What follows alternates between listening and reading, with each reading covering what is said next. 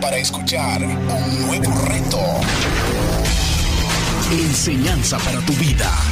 Principios que forjarán tu carácter. Palabras que te alientan. Bienvenidos al Tabernáculo Bíblico Seguidores de Jesús. Escucha Palabra de Dios.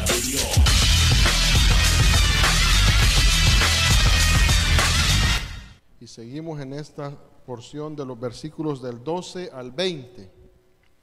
Gálatas 4, versículos del 12 al 20, una exhortación con amor. Cuando tenga Gálatas, deme un fuerte amén. Así dice el Señor: os ruego, hermanos, que os hagáis como yo, porque yo también me hice como vosotros. Ningún agravio me habéis hecho, pues vosotros sabéis que a causa de una enfermedad del cuerpo os anuncié el evangelio al principio, y no me despreciasteis, ni desechasteis por la prueba que tenía en mi cuerpo.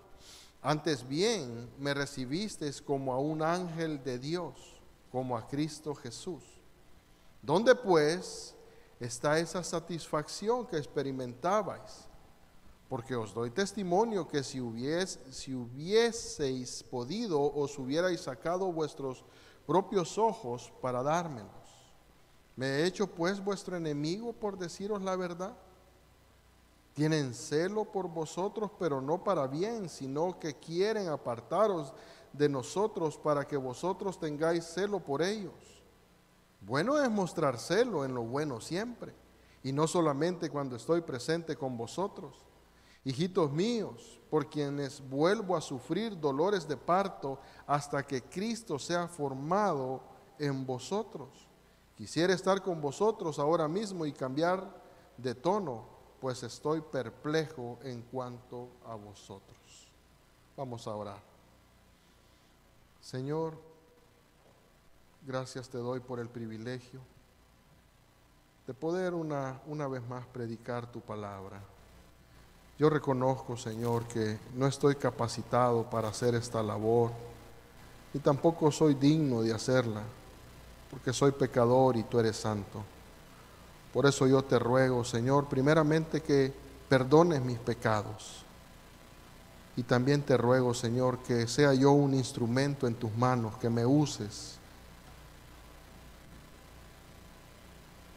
Te ruego también, Señor, que prepares los corazones de los hermanos acá reunidos, y los amigos y hermanos que nos escuchan también a través de las plataformas digitales.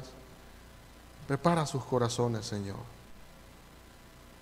que sean tierra fértil, donde tu palabra pueda ser como esa semilla que germina, que crece y que da mucho fruto. Ayúdanos, Señor, por favor, en el nombre de nuestro Señor Jesucristo te lo pedimos. Amén y amén. Pueden sentarse, mis hermanos.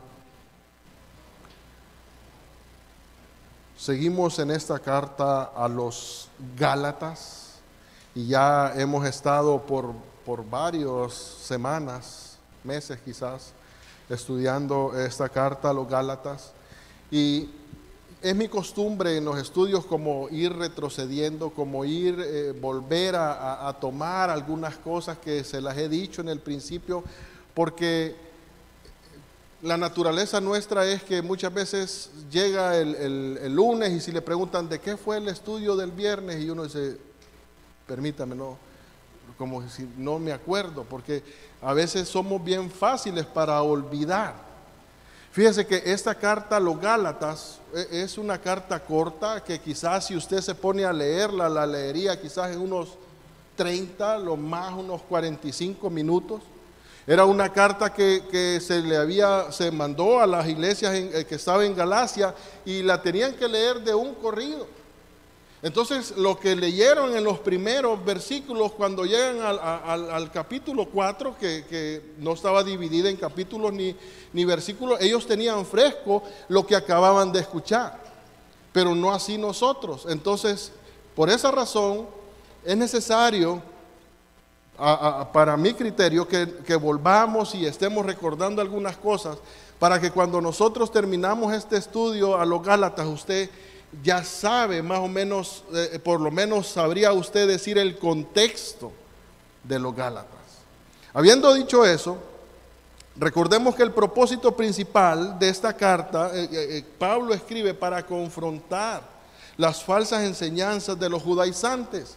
¿Quiénes eran los judaizantes? Los judaizantes eran cristianos de origen judío que estaban enseñando a los gentiles que además de creer en Jesús, ellos también debían de obedecer, practicar la ley de Moisés. Debían de circuncidarse, debían de guardar una dieta específica, debían de observar las fiestas judías, para que de esa manera ellos pudieran ser salvos. Es decir, ellos estaban diciendo, está bien Jesús, pero debes de hacer esta otra parte para que puedas completar tu salvación.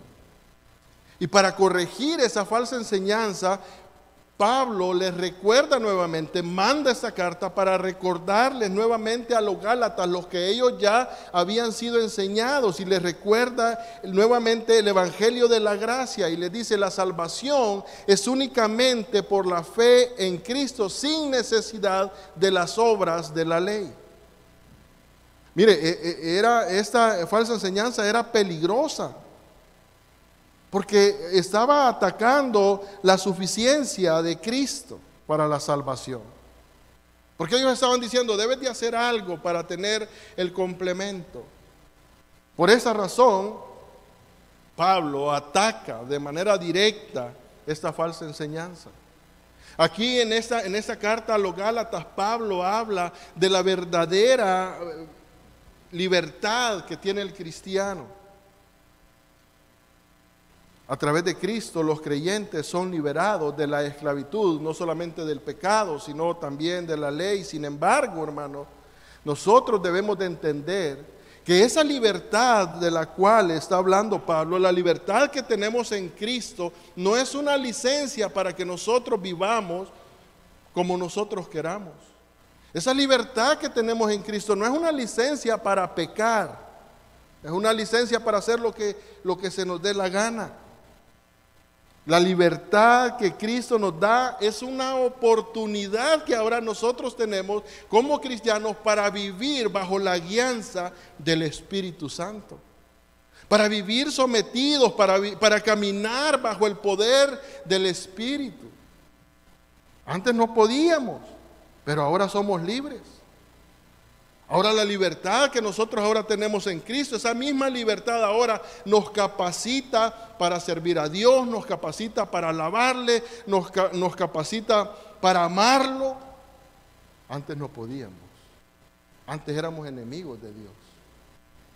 Pero en Cristo ahora lo podemos amar porque Él nos amó a nosotros primero. Pero fíjense en algo.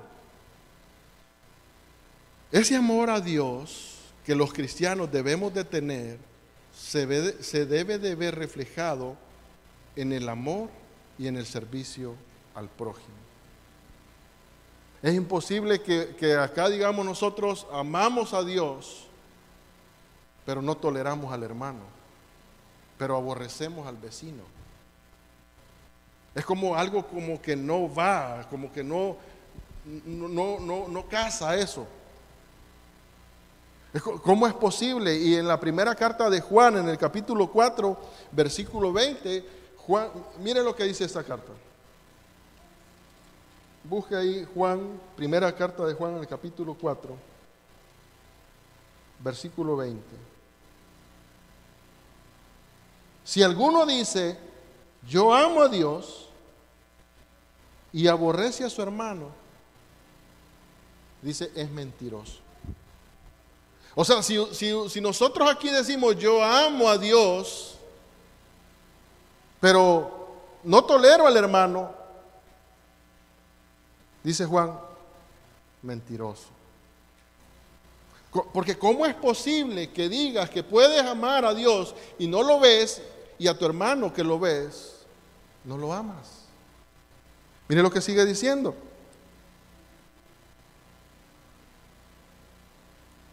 Pues el que no ama a su hermano, a quien ha visto, ¿cómo puede amar a Dios a quien no ha visto? De manera, mi hermano, que el amor que nosotros tenemos a Dios debe de verse reflejado en el trato a su prójimo, a su esposa, a sus hijos, a los hermanos, a sus vecinos. Luego vemos en el capítulo 3 que Pablo hizo una defensa de la justificación por la fe sin obras. Y entonces aquí utiliza la figura de Abraham para demostrar que la promesa de Dios fue dada mucho antes que la ley mosaica. Por eso en el capítulo 3, versículo 6, él escribe: así Abraham creyó a Dios y le fue contado por justicia. Mire, Pablo le ha venido mostrando a los Gálatas de una y de otra manera y por aplicación a nosotros que la salvación siempre ha sido dada por gracia a través de la fe. El plan de Dios de salvación nunca ha cambiado, no cambió con la ley. Pablo les ha mostrado a los Gálatas que el propósito de la ley, número uno, es mostrar el carácter de Dios, que nosotros conozcamos el carácter santo, justo de Dios.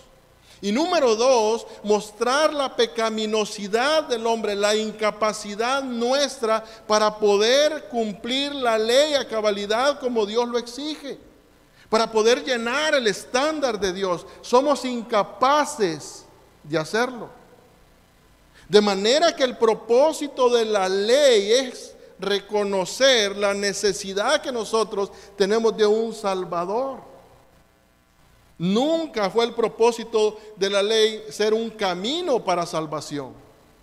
Por eso en el capítulo 3, versículo 24 le dice: de manera que la ley ha sido nuestro ayo, nuestro tutor, para llevarnos a Cristo, a fin que fuésemos justificados por la fe.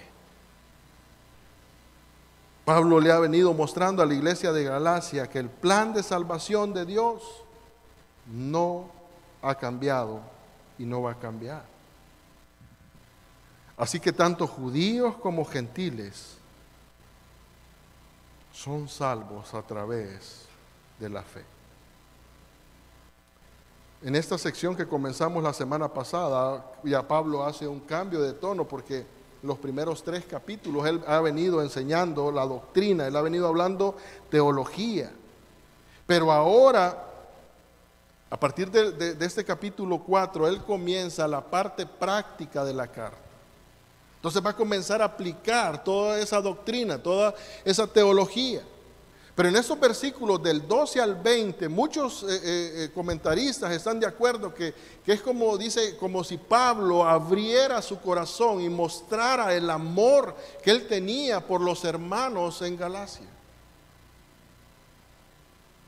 Algunos han dicho, Pablo muestra su corazón pastoral por aquellos hermanos que se estaban desertando, por aquellos hermanos que se estaban apartando, porque si usted se fija, él en el capítulo 4, en el versículo 12, él comienza diciendo: os ruego, hermanos. Es decir, eran cristianos que estaban siendo seducidos, que estaban siendo confundidos. Y a nosotros nos podría pasar, hermano, caer en alguna cuestión. Si imagínense estos hermanos a los que les había enseñado Pablo, ahora piensa en nosotros. Y se habían apartado, y se estaban apartando. De manera que Pablo les hace un ruego, es como le suplicara a Pablo: por favor, no se aparten, vuelvan al evangelio de la gracia, mostrando así su corazón. En esta misma carta, en el versículo 19, él le dice que el deseo de él es que sean formados. a la imagen de Cristo, que Cristo sea formado en ellos, en cada uno de ellos. Y ese debe de ser el deseo de cada uno de nosotros, que Cristo sea formado en nosotros, que podamos reflejar nosotros el carácter de Cristo. Vayamos a nuestro texto base, el versículo 12, lo estuvimos viendo la semana pasada. Voy a quizás rápidamente solo a ver algunos puntos para tener un contexto. Dice el verso 12: os ruego, hermanos, que os hagáis como yo, porque yo también me hice como vosotros, ningún agravio me habéis hecho. Os ruego, hermanos, dice, que os hagáis como yo. Quizás para muchos podrían decir o resultarle extraño que Pablo esté diciendo: mírenme a mí, hagan como yo, imítenme a mí. Porque quizás alguien podría pensar: bueno, ¿cómo es posible que está desviando la mirada hacia Él? ¿Y por qué no dice miren a Jesús? Pero el texto en sí lo que está diciendo es que Pablo lo que está diciendo es: mírame a mí, cómo yo vivo en la libertad espiritual que Cristo me ha dado. Mírame cómo yo veo, cómo yo recibo esa libertad únicamente por gracia, sin necesidad de las obras de la ley. Y es que ya Pablo ya les había hablado la verdad, ya les había predicado el evangelio de la gracia, les había enseñado. Pero los judaizantes los habían seducido. Entonces ellos ya habían comenzado a dudar. Y algunos ya habían comenzado a renunciar, a alejarse. Y por esa razón Él se pone como ejemplo: imítenme. Imítenme la libertad que Cristo me da. Imítenme en que yo no estoy tratando de ganarme la salvación a través de guardar la ley. Imítenme en que yo digo que soy muerto a la ley a fin de vivir para Dios, le dice Pablo. Imítenme a que yo ya no vivo yo, ahora Cristo vive en mí.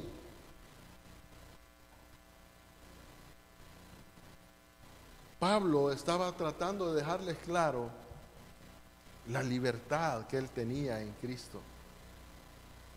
Y quizás deberíamos de hacer una aclaración en esta noche, y es que recordemos una cosa: todos los creyentes, todos somos llamados a vivir en obediencia a los parámetros morales de Dios.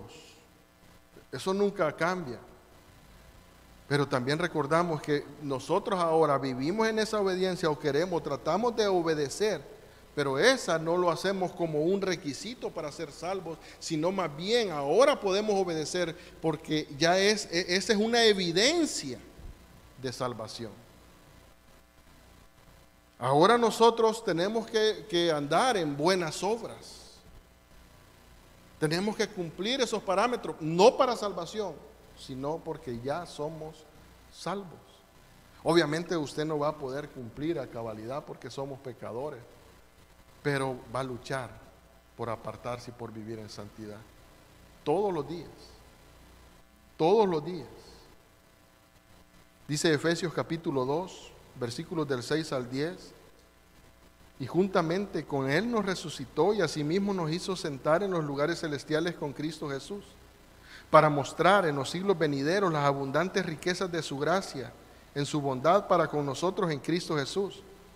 Porque por gracia sois salvos, y este es un texto que todos lo conocen de memoria, por medio de la fe.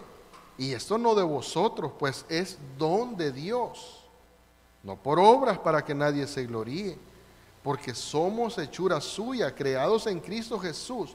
Mire para qué, para buenas obras. Y sigue diciendo el texto: las cuales Dios preparó de antemano para que anduviésemos en ellas, para que andemos en buenas obras. Volviendo al texto de los Gálatas, dice el versículo 12: porque yo también me hice como vosotros. Pablo les está mostrando que él se había despojado por completo del legalismo. Pablo les ha mostrado: si ustedes querían ver a alguien que trataba de justificarse a través de las obras de la ley, ese era yo. Pero yo me he despojado de todo eso, dice Pablo.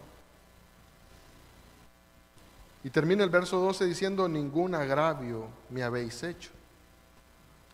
Algunos comentaristas dicen que esta parte B, digamos, del versículo 12, debería de ser el inicio del versículo 13, que como si la división de versículos no le hizo justicia a esa parte, y que el versículo 13 debería de comenzar diciendo, ningún agravio me habéis hecho.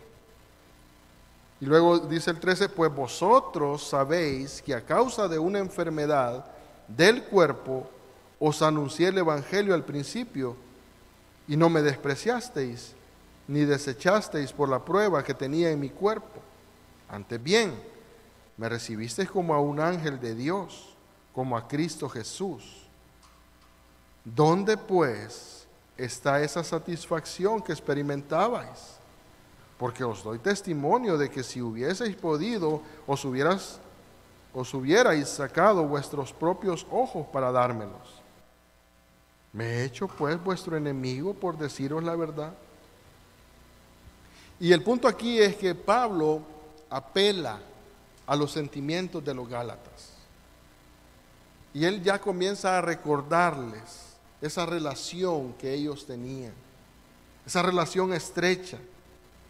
Por eso él comienza diciéndoles, ustedes no me han hecho ningún agravio. Es más, ustedes me recibieron con amor. Pero la pregunta implícita aquí en el texto es, si me recibieron con amor, si no me hicieron ningún agravio, ¿por qué ahora me rechazan? Después de haberme aceptado, ¿por qué ahora están rechazando el evangelio que habían abrazado? Y Pablo dice, incluso con mi enfermedad, ustedes me aceptaron. Y sin importar cuál fue la enfermedad, el punto aquí es que al mencionar Pablo que él estaba enfermo, las enfermedades en el mundo antiguo eran consideradas como un juicio divino. Una persona enferma era considerada como indigna, como alguien insignificante. Por eso Pablo les recuerda, ustedes, yo estaba enfermo, pero ustedes no me despreciaron, ni me desecharon por la prueba que había en mi cuerpo. La palabra que traduce despreciasteis en el texto, en el original, el significado literal era juzgar como indigno o como insignificante. Y el término desechasteis, la traducción literal era escupistes. Y escupir era una costumbre que tenían como un acto de repudio. Entonces Pablo les está recordando a los gálatas, ustedes no me despreciaron, ustedes no me consideraron insignificante, ustedes no me escupieron, no me repudiaron, sino que ustedes me recibieron con gozo las buenas noticias del evangelio. A pesar que había una barrera, la enfermedad, pero ustedes me recibieron como un ángel de Dios, como a Cristo Jesús. Pablo les está recordando todo eso a los gálatas, que ellos lo habían recibido como un mensajero de Dios. Los gálatas estuvieron agradecidos por la bendición espiritual que habían recibido. Dice Hechos, en el capítulo 13, versículo 48, que los gentiles, oyendo esto, cuando Pablo hizo en su primer viaje misionero, oyendo esto, dice que se regocijaban y glorificaban la palabra del Señor y creyeron todos los que estaban ordenados para vida eterna. Pero el interrogante del apóstol es, en el versículo 15, ¿dónde pues está esa satisfacción que experimentaron? Porque le dice, porque yo les doy testimonio que si ustedes se hubieran podido sacar sus ojos, lo hubieran hecho para darme. Se cree que esta solamente pudo haber sido una frase usada como como un dicho, refrán que hay en El Salvador que dice, me saco los ojos y no agradecen. No sé si usted ha escuchado esa frase. Allá en San Miguel es que tienen más que todo esa frase. Pero esa pudo haber sido solo una frase. La palabra satisfacción que menciona aquí el texto, que le menciona Pablo en el griego, es macarismos, y significa una bendición sin igual, una bendición que trae felicidad, una bendición que trae gozo, una bendición que trae plenitud y contentamiento. Es decir, Pablo le dice a los Gálatas, ustedes cuando recibieron el evangelio de la gracia, ustedes fueron felices, ustedes tenían gozo, ustedes tenían plenitud, ustedes tenían contentamiento. Pero ¿dónde está todo eso? Porque de repente toda esa satisfacción la estaban dejando a un lado. Y el apóstol dice, no solamente ustedes están poniendo a un lado ese evangelio, sino que también me están rechazando a mí. Pero nos preguntamos, ¿cuál fue la insensatez de los Gálatas? Fue dejarse seducir por un mensaje que les elevaba su orgullo. Hermanos, mire, nosotros corremos el riesgo. Somos nutridos con la sana doctrina, pero también si de repente usted comienza a jugar con el pecado, a minimizar el pecado, a pensar que usted ciertas cosas, no, esto yo lo puedo dominar, esto yo lo puedo hacer, no pasa nada. De repente el pecado lo va separando, y no lo separa de una sola vez, sino que lo va a ir separando de a poco. Los Gálatas se dejaron seducir porque les comenzaron a halagar su orgullo. Y como lo hemos venido diciendo, tenemos que luchar contra el orgullo. Ese es un problema que lo tenemos todos. Todos tenemos orgullo. Y todos debemos de luchar con ese orgullo. A los judaizantes les comenzaron a hacer sentir bien a los cristianos en Galacia, porque les comenzaron a decir, no, pero es que ustedes tienen que hacer esto para completar. Y entonces ellos comenzaron a decir, bueno, pero si yo hago esto, entonces al hacer yo esto me pone en una situación diferente a los demás. Como yo hago esto y el que no lo hace, yo ya estoy por encima de otro. Y comenzaron a pensar que ellos tenían parte en la salvación, que habían logrado ellos algo, que al guardar, que al circuncidarse, que al observar ciertas fiestas, ellos iban a ser favorecidos por Dios. Y obviamente eso les comenzó a gustar, porque ellos pudieron comenzar a decir, bueno, entonces quiere decir que yo no soy igual a los otros, yo estoy en otro nivel. Igual nosotros tenemos que tener cuidado con eso, hermano. De que pensar que porque predicamos, porque cantamos, porque servimos, ya es otro nivel. No. Todos estamos en el mismo nivel. Todos necesitamos de igual manera la gracia de Dios para ser salvos. Todos. Fíjese que todavía pareciera que alguien puede decir, no, pero en este tiempo todo eso ya no se ve. Yo miraba en esto de las redes sociales un video de una persona que decía, desde un púlpito de una iglesia cristiana, diciendo, Jesús ya logró el 70% de la salvación. Tienes que hacer el 30%, te toca hacer el 30%. Y yo digo, ¿qué barbaridades se atreve el hombre a decir? Es una herejía, es totalmente falso. Mire, mi hermano, si nosotros, si Dios nos hubiera dado a nosotros y Él hubiera dicho, bueno, yo ya hice el 99.99% de la salvación, solo tienes que hacer el 0.1, no lo hubiéramos logrado. Somos incapaces. Somos incapaces de lograrlo. Por eso la salvación, mi hermano, nosotros debemos de entender que la salvación es una obra soberana de Dios que es otorgada por gracia, por la fe en Jesús. Y esa fe no es nuestra, es un regalo de Dios. De tal manera que cuando nosotros entendemos que la salvación es por gracia, una obra soberana de Dios, lo que nosotros estamos diciendo es, a Dios sea la gloria.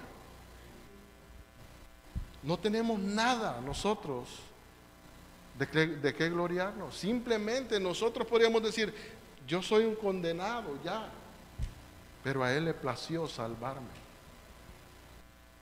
Y eso es lo que Pablo estaba enseñando a la iglesia en Galacia. Me he hecho, dice Pablo, vuestro enemigo por deciros la verdad. Dice el pastor John MacArthur en su comentario a los Gálatas, los creyentes en Galacia sucumbieron a la herejía de los judaizantes, por lo tanto eran culpables de deserción espiritual. Y él agrega, nada rompe más el corazón de un pastor, de un maestro o un misionero, que ver a una persona que se aparta de la fe. Y luego él abre un interrogante y dice, ¿cuánto más se aflige el Señor mismo en el abandono de la fe de uno de los suyos? Él dice, si le duele a un pastor, ¿cuánto más le duele al Señor? Y yo no sé si usted recuerda este pasaje en el que Jesús se lamenta por Jerusalén.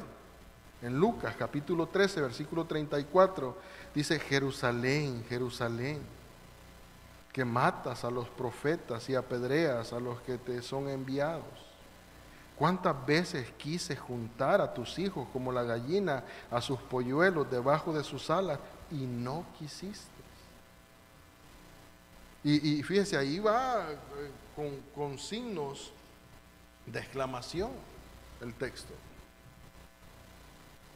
En Isaías, en el capítulo 5 de Isaías, en la parábola de la viña, creo que es en el versículo 4. En el versículo 4, después de que él comienza esta parábola en el capítulo 5, después de él diciendo que él sembró una viña, que había preparado la tierra, que tenía buena luz, que tenía agua bien, que había sembrado vides escogidas, que él había hecho todo por esa viña. Luego él dice, en el versículo 4, ¿qué más se podría hacer a mi viña que yo no haya hecho por ella? ¿Cómo he esperado yo que diese uvas, ha dado uvas silvestres? Y esto muestra el abandono de Judá, porque el pueblo de Dios una y otra vez le daba la espalda, y por esa razón recibieron juicio de parte de Dios. Y es decir, muchas veces nosotros pensamos, no, pero no pasa nada, y de repente viene el azote. ¿Por qué? Porque Dios nos da disciplina. Pero la disciplina es una muestra del amor de Dios para que nosotros no nos perdamos. Porque nosotros como padres, cuando disciplinamos a nuestros hijos, no lo hacemos por destruirlo. Lo hacemos porque queremos su bien. La corrección es buscando un bien. Y muchas veces por eso nosotros somos corregidos. Somos sus hijos, debemos de ser corregidos. Así que cuando estemos recibiendo esos momentos de dificultad que vienen los azotes, Démosle gracias también a Dios, decir: Señor, gracias porque me corriges, porque lo que quieres es que vuelva al camino. Volviendo a la carta de los Gálatas, en los versículos 17 al 18, les dice: tienen celo por vosotros, pero no para bien, sino que quieren apartaros de nosotros para que vosotros tengáis celo por ellos. Bueno es mostrar el celo en lo bueno siempre, y no solamente cuando estoy presente con vosotros. Mire, aquí lo que le está diciendo es: la técnica que tienen los judaizantes es mostrar interés por ustedes. Mostraban que tenían amor. Pablo dice: pero no es para bien, porque el propósito de ellos era apartarlos del evangelio. Muchas religiones usan esa técnica hoy en día. Le muestran interés, le muestran amor, le muestran apoyo. Sin embargo, lo único que buscan es ganar más miembros, ganar adeptos. Un día de estos llegaron a tocarme la puerta y tocaron un poco fuerte, y yo ya estaba preocupado. Yo, ¿quién será?, dije yo. En estos tiempos, y le tocan la puerta a uno, no se aflige. Anda a ver, le dije yo a mi esposa. Anda a ver vos, le dije. Entonces fui a ver y traté de ver por un ojito que tiene la puerta, pero como ya no veo bien de cerca, no, entonces estaba viendo y la luz era un poco distorsionada. Entonces yo vi a dos personas que estaban paradas un poco retiradas de la puerta. Pero dije yo, quizás es Diego. Y cuando abro la puerta, veo a los dos señores. Y yo ya cuando veo a los dos señores ya tenía ganas de volver a cerrar.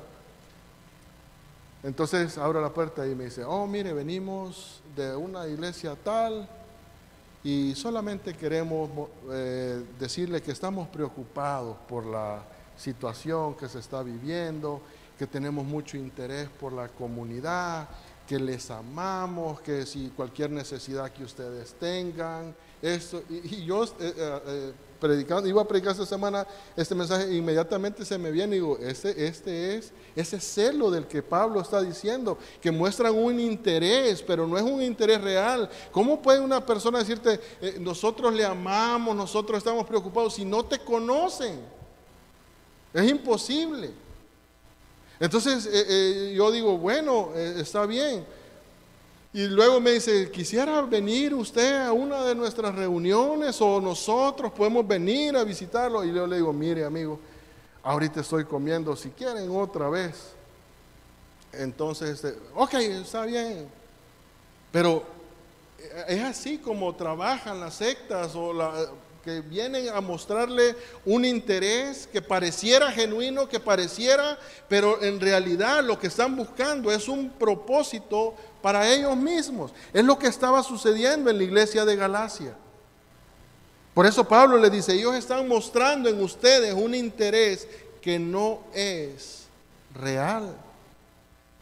Y luego dice: bueno es mostrar celo en lo bueno siempre. O sea, es bueno que usted se preocupe por las necesidades del hermano.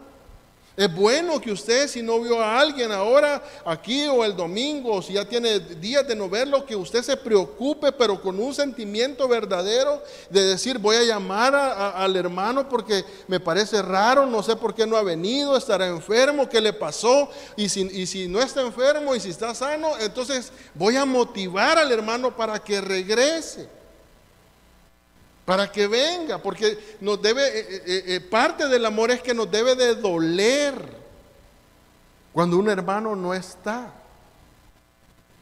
Pero el problema nuestro es que inmediatamente lo primero que se nos viene a la mente es: se fue para el mundial, se lo ganó el mundo. Pero no sabemos. No sabemos las luchas, no sabemos lo que está pasando. Entonces, ¿qué es lo que tenemos que hacer? Tenemos un ejemplo acá del apóstol Pablo. Si es necesario llamar y decir: hermano, te ruego, por favor, hermano, no te quedes. Te estás perdiendo de la mayor bendición en tu vida. ¿Dónde está ese gozo que antes tenías? A mí me ha tocado en estos años que he estado en esta iglesia ver tantas personas que quizás cantaron, que algunos predicaron, y de repente yo los veo así. Hace poco vi a una persona y pareciera que no me conocen. Se hacen por otro lado y digo, bueno, si no quiere hablar. Y así las personas. Muchas veces yo he tomado la iniciativa de hablarle, hermano. Pero nosotros, hermanos, debemos siempre tener ese dolor por aquellos que ya no vemos. Y quitarnos quizás de nuestra mente esa forma rápida de decir, se fue para el mundial. Saber qué le pasó. Es que él tiene otras prioridades. Es que él esto, es que él es otro. Y creo que en lugar de estar especulando, porque la especulación es pecado, lo mejor que nosotros podemos hacer es, si tenemos el número de teléfono o si sabemos de alguien, hablarle, mandarle un texto y dejarle saber que, número uno, estamos orando por él. Decirle, estoy orando por ti para que regreses. Algunos se van a enojar, hermano, porque la parte, muchas veces nosotros no entendemos. Yo cuando recién en la iglesia acá estaba el hermano Rápalo también. Entonces una vez me dice el hermano Rápalo, hermano, me dice, estoy orando por ti. Yo le digo, ¿y por mí por qué? Yo estoy bien. Y yo en ese momento el orgullo estaba hablando por mí. Ahora, hermano, yo puedo decir, si alguien me dice, hermano, estoy orando por ti, hermano, yo le doy las gracias, porque lo mejor que alguien me puede dar a mí son sus oraciones.